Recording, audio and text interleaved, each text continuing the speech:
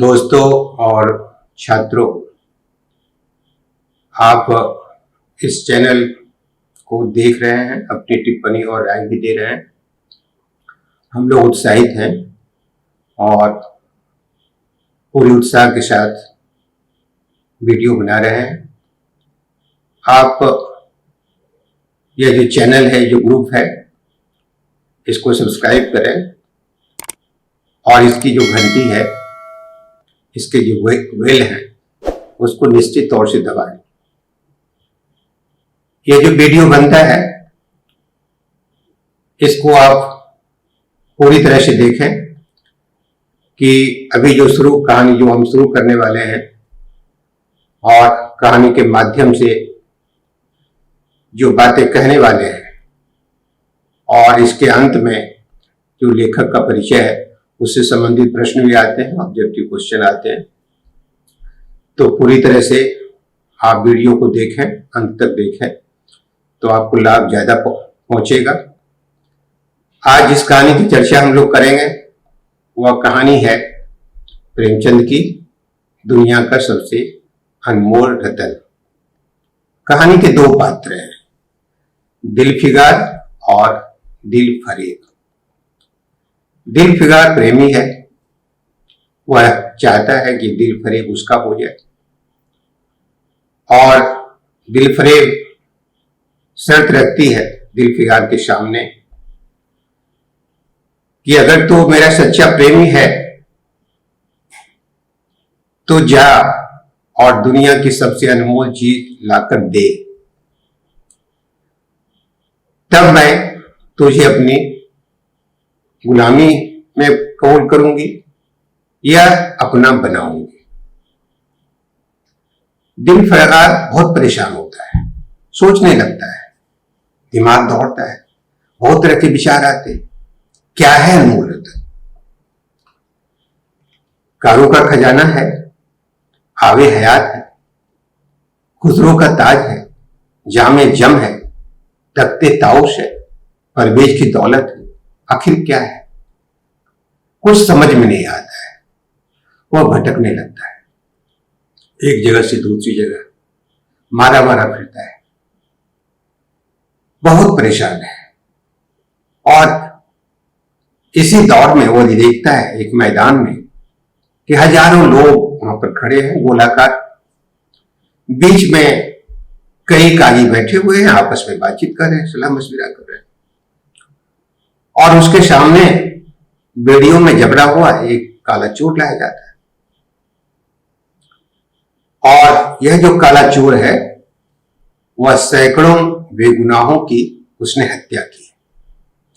निर्णय ये हुआ है, फैसला ये हुआ है कि इस काला चोर को सूली के तख्ते पर चढ़ाया जाएगा। चढ़ाने की तैयारी हो जाती है, फांसी इसके गर्दन में लगा दी जाती है। जल्लाद तख्ता खींचने ही वाला होता है कि मुजरिम चिल्लाता है, कृपा कर दिल की आखिरी आरजू पूरी कर दो। सोचता है काजू कि अब तो ये मारने ही वाला है, तो कम से कम इसकी जो आखिरी ख्वाहिश है उसको हम लोग पूरा कर दें। उसको थोड़ी देर के लिए छोड़ा जाता है। वह उतरता है नीचे, काला चोर, सैकड़ों की हत्या करने वाला। उसी मैदान में एक भोला वाला लड़का है जो छड़ी को घोड़ा बनाकर वह दौड़ रहा है, आनंद में है, बहुत मौज है, प्रसन्न है, खुश है। वह काला चोर जो कभी सदै नहीं हुआ, दया नाम की चीज नहीं थी, मृत्यु के वक्त वह दयावान होता है और उस बच्चे को अपनी गोद में उठाकर प्यार करने लगता है। उसके अंदर का जो पत्थर है वह पिघल जाता है, आंखों में आंसू आता है, एक बूंद गिरने को होता है कि दिलफिगार दौड़ कर जाता है आंसू के उस बूंद को अपनी हथेली में कैद कर लेता है। उसको लगता है कि यह जो चीज है वह दुनिया की अनमोल चीज है। उसको लेकर वह दिल फरेब के पास आता है, उसको कहता है कि देखिए मैंने लाया, पूरी कहानी बताता है कि इस कहानी का रहस्य क्या है, ये कैसे महत्वपूर्ण है। दिल फरेब कहती है कि हाँ ठीक है, यह महत्वपूर्ण है, लेकिन इतना भी नहीं है कि दुनिया की जो अनमोल चीज है वह है, ऐसा नहीं है। तुम फिर जाओ, ढूंढ कर लाओ कि दुनिया की अनमोल चीज क्या है, अनमोल रत्न क्या है। दिल फिगार फिर परेशान होता है, क्या किया जाए। घूमना शुरू करता है, ढूंढना शुरू करता है।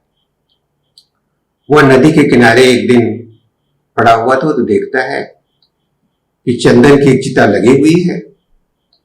चिता पर सुहाग के जोड़े पहने हुए, 16 श्रृंगार किए हुए बैठी है युवती, और जांग पर उसका पति खच्चर है। आग लगाई जाती है चिता में। चिता में जो पति है वो भी जलता है और युवती भी जलती है। जो सती प्रथा वाली जो बात थी, पति के मरने के बाद पत्नी को जो जला दिया जाता था, तो चिता में युवती जल जाती है। दिल फिगार को लगता है कि यह जो राख है, चिता की जो राख है, वह निश्चित तौर से है दुनिया की अनमोल चीज। वह राख लेकर पहुंचता है दिल फरेब के पास।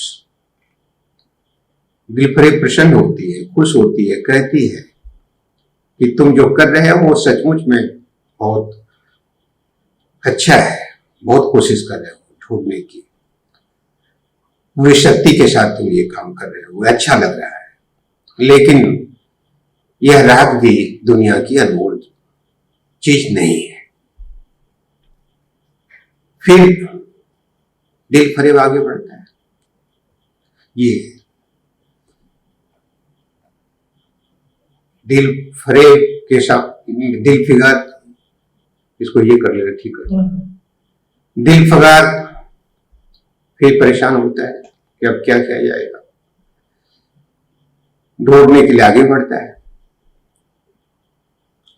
दौड़ते हुए जब एक मैदान में पहुंचता है तो देखता है कि बेशुमार अधमरी और बेजान लाशें पड़ी हुई हैं। चील कौवे उड़ रहे हैं, कराहने की आवाज आ रही है। लगता है कि युद्ध हुआ हो और बहुत सारे सैनिक मारे गए हों। उसमें देखता है कि एक लंबा तगड़ा आदमी, जिसके सीने से खून का फव्वारा बह रहा है और हाथ में तलवार की मूठ अब भी है। दिल फिगार को बहुत संवेदित होता है और एक कपड़ा लाता है, उसके सीने पर रख देता है कि किसी तरह से खून रुक जाए इसका, और उससे पूछता है कि ए जवां मर्द, तू है कौन? जवां मर्द कहता है कि तू नहीं जानता मैं कौन हूं? क्या तूने तलवार से काट नहीं देखी मेरी? मैं भारत माता का पुत्र हूं। और कहते कहते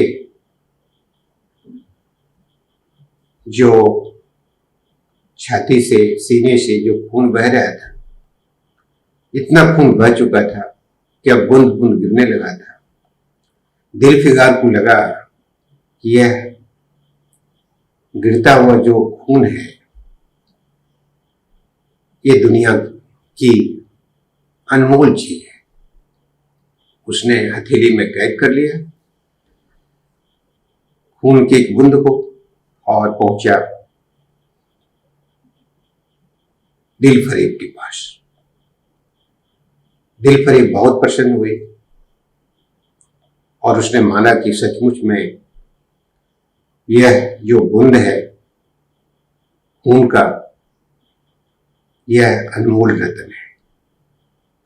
कहानी समाप्त होती है यहां आकर के कि खून का आखिरी कतरा जो वतन की हिफाजत में गिरे, दुनिया का सबसे अनमोल चीज है।